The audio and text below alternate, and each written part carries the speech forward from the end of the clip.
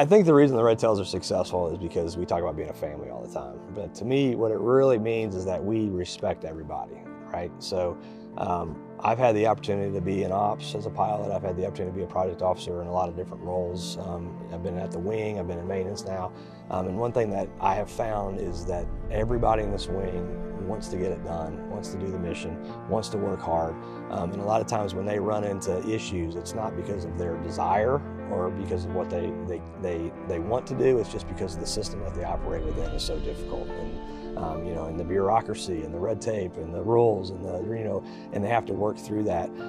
And what I try to do is always to respect everybody on this base, no matter what their role is, right? I mean, it's all about pilots pushing the red button and dropping the bomb, but at the end of the day, it takes a maintainer to get that aircraft ready to go. It takes a lot of maintenance to lead up to that jet breaking the ground, and then you back that up to the support group, and without the support group we couldn't be there, and the guy wasn't getting paid, his family's not taken care of, and everybody's in charge, and the medical people take care of us. I mean, everybody, the comm, you can't do anything without comm anymore.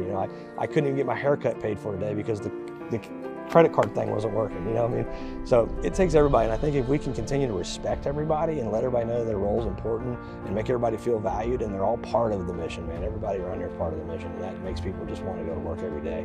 And that's what's stayed consistent here in the Red Tails, I think, is no matter who the commander is, no matter who's in charge, no matter who the chiefs are, that desire to get the mission done is what has made us continue to be successful. And that's why we got picked to be the F-35, and we're going to be, I mean, one of the premier fighter wings in the world.